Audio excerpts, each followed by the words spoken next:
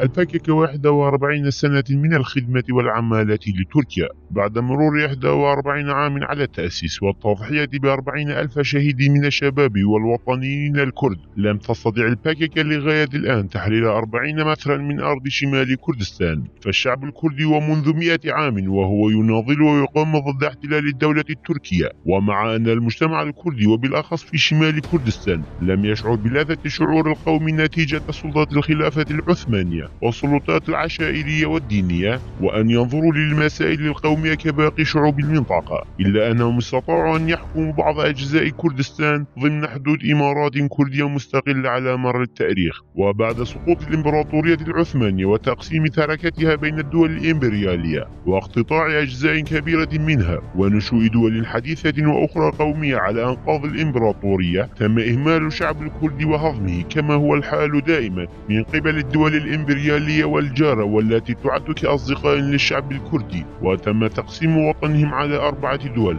تركيا والعراق وإيران وسوريا. وبعد الحرب العالمية الأولى عقد مصطفى كمال أتاتورك اجتماعا مع نبلاء الكرد وكبارهم وشيوخهم، واستطاع إقناعهم بالوقوف إلى جانب تركيا ومحاربة دول الغرب، ووعدهم وعودا كاذبة مظهرا إخلاصه مبطنا النفاق، فوعدهم بتأسيس جمهورية مشتركة للكرد والترك، جمهورية لا تفرق بين القوميتين. غير أنه بعد إعلان الجمهورية التركية ناقض أتاتورك كافة وعوده، بل على العكس حارب الكرد بما أوتي من قوة وحاول إبادتهم بشتى الوسائل والطرق. لهذا تولت الثورات والانتفاضات الكردية في شمال كردستان، مثل ثورة الشيخ سعيد بيران عام 25 والتي بدأت بعد مرور 2 على إعلان دولة تركيا، ولكنها أجهضت بعد 3 أشهر باعتقال الشيخ الكبير المسن ورفاقه وإعدامهم جميعا. وخلال سنوات 27 ولغاية 30 قامت ثورة آجري أرارات بقيادة الجنرال إحسان نوري باشا في شمال كردستان، إلا أنها أجهضت أيضا بمؤامرة خبيثة بين تركيا وإيران.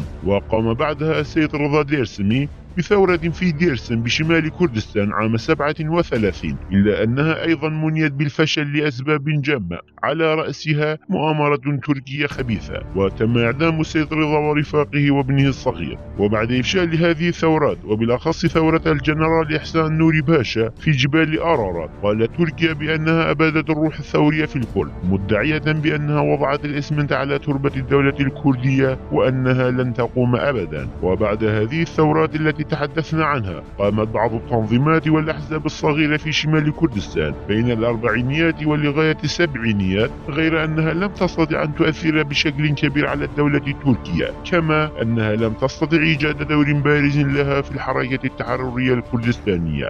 وفي عام 74 نشأت مجموعة صغيرة باسم أبوتشيان شمال كردستان، وفي بدايتها كانت هذه المجموعة مجموعة فكرية يسارية. عام 77 قرر أعضاء هذه المجموعة الانتقال من أنقرة إلى المناطق الكردية وبدء نضالهم هناك. وبعد مرور عام وفي 27 تشرين الثاني 78 قررت المجموعة تأسيس حزب جديد، وسمى أحد أعضاء هذه المجموعة وهو فرهاد كورتاي الحزب الجديد بحزب العمال الكردستاني باكاكا. وفي المؤتمر التأسيسي للحزب الجديد تم تعيين عبد الله أوجلان رئيسا للحزب، كما تم انتخاب 7 شخصيات أخرى كأعضاء للمجلس المركزي للحزب. عام 79 بدأ الحزب الجديد النضال المسلح ضد دولة تركيا وبعض العشائر الكردية شمال كردستان، واستمر الوضع لغاية انقلاب عام 80 برئاسة الجنرال كنعان إفرين. بعدها تمت ملاحقة أعضاء الباكيك واعتقالهم وقتلهم والتنكيل بهم، ما تسبب بفرار عدد كبير من أعضاء الحزب إلى لبنان.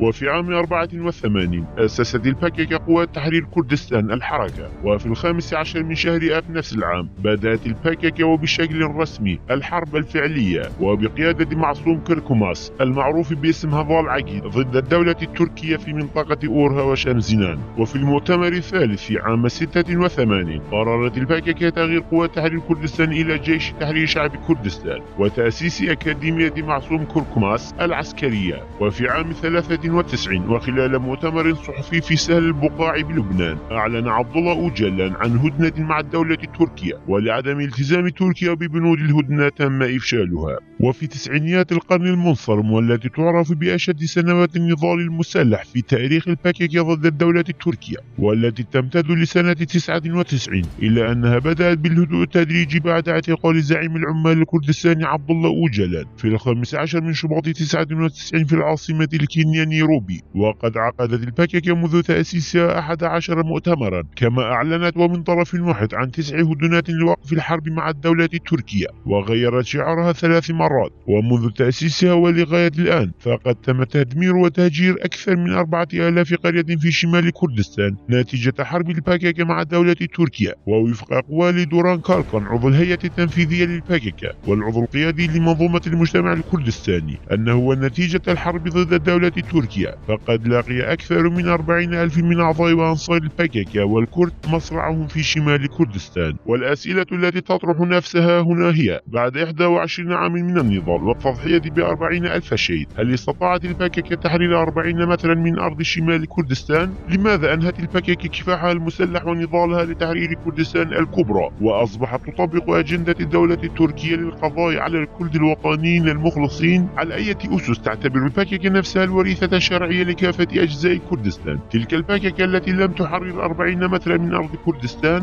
لماذا تتم معاداة كل دعوة لتأسيس الدولة الكردية من قبل الباكيكا؟ فإنما تم الحديث عن الدولة الكردية أظهرت الباكيكا معاداتها لهذه المطالب مثل الدولة التركية ولم تقبلها. فمما لا شك فيه أن هذه الأسئلة ومئات التساؤلات الأخرى المشابهة تشغل بال كل كردي وطني مخلص. وقد صرح مراد قريلان عضو الهيئة التنفيذية للباكيكا ومسؤول قوات حماية الشعب في أحدث تصاريح إذ يقول: بعد ثورة آجري يقال أنه تم إنهاء الكردية والكردستانية بل وحتى الخيال الكردي، وتوفت الكردية وتم وضع الإسمنت على تربتها، غير أنه بظهور الباكيكا فقد رأى الشعب الكردي نفسه في هذا الحزب كما تم كسر صب الأسمنت هذا. وتصريح قريلان هذا وقبله دوران كاركون عضو اللجنة المركزية للباكيكا والعضو القيادي في منظومة المجتمع الكردستاني أكدتا أن هذه مجرد شعارات جذابة، غير أن الحقيقة والواقع ليس كذلك. فممارسات الباكيكا وسياساتها واضحة المعالم في إعدائها للمصالح الكردستانية وكردستان والوطنيين المخلصين في كافة أجزاء كردستان الأربعة. فتصريحات وأقوال قيادي الباكيكا هؤلاء من أضحك المواقف الكوميديا، فلا ندري عن أي روح وشخصية كردية يتحدثون بأنها انبعثت بوحية بتأسيس الباكيكا. فحزب عرف أولا بشعار النضال من أجل كردستان الكبرى وتسبب باستشهاد آلاف شباب الكرد على يد الدولة التركية من أجلها، كيف تحول لحزب باتت أقدس أهدافها محصورة في تحرير زعيمها المسجون والإخاء الإلزامي والإجباري مع الأتراك؟ فالباكيكا التي عرفت بشعار الكفاح من أجل تأسيس كردستان الكبرى تنازلت بعدها للإدارة الذاتية ومن ثم للإخاء بين الشعوب. والآن وبعد التسبب بإبادة 40,000 كردي وتدمير 4,000 مدن وقرى كردستانية وراء شعارات جوفة لم تتوقف بعد، بل تحاول العودة لشعارها الأول والمتمثل بتأسيس كردستان الكبرى، غير أن هذه العودة مشوهة ومزيفة هادفة من ورائها تقديم كردستان الكبرى على طبق من ذهب لتركيا الوريثة للإمبراطورية العثمانية. إذا تمعنا النظر وفكرنا بعيدا عن النظرات الحزبية الضيقة سنجد صحة ما قرأناه الآن، وسيثبت لنا حقيقته رغم مرارتها وألمها، لأن الباكيكا باتت الذريعة الوحيدة والمبرر الرئيسي لاجتياح دول الغاصبة والمحتلة لكردستان وبالأخص الدولة التركية وإهداء كردستان الكبرى لهذه الدولة. لنقل كيف ذلك سنتحدث لاحقا عن كيفية وحيثيات تحول الباكيكا لوجع الرأس ومحنة إقليم جنوب كردستان، كما تحول لمراض عضال لغرب كردستان بعد تأزم الوضع السوري وبدء الانتفاضة الشعبية هناك. فأول ما حاولت الباكيكا فعله هو استبدال اسم غرب كردستان بالغرب روج آفا وبعدها بشمال سوريا إرضاء لأسيادهم من حكومات تركيا وسوريا وتنفيذا لممارساتهم وسياساتهم المعوجة ودعواتهم الخاوية باسم أخوة شعوب. الباكيكا لم تعطي أي مجال لنجاح محاولات أوروبا والدول الغربية في الدفاع عن غرب كردستان ومواجهة الاجتياح والاحتلال الأردوغاني، بل تزامنت محاولات الباكيكا مع محاولات الدول الغربية وبالأخص الدول الأوروبية وأمريكا الرامية لإنهاء تأثيرات قنديل على غرب كردستان ولكي يستطيعوا إدارة غرب كردستان. لذا فقد غيرت أمريكا بادئ الأمر تسمية وحدات حماية الشعب لقوات سوريا الديمقراطية لإبعاد سلطات غرب كردستان عن الباكيكا، تلك الباكيكا المدرجة على قائمة المنظمات الإرهابية لدى أمريكا وأوروبا، غير أن قنديل رفض هذا الأمر وحاول بشتى الطرق أن يظهر نفسه على أنه الوريث الشرعي ليس لغرب كردستان فقط وإنما لكافة أجزاء كردستان، وحاول بشتى الطرق إفشال محاولات الدول الأوروبية وأعضاء الناتو الرامية لمواجهة الاحتلال والغزو التركي لغرب كردستان ومنعه. بعبارة أخرى، أصبحت الفككة عصابية للدولة التركية لتنفيذ أجندتها وتحقيق أهدافها في كافة أجزاء كردستان.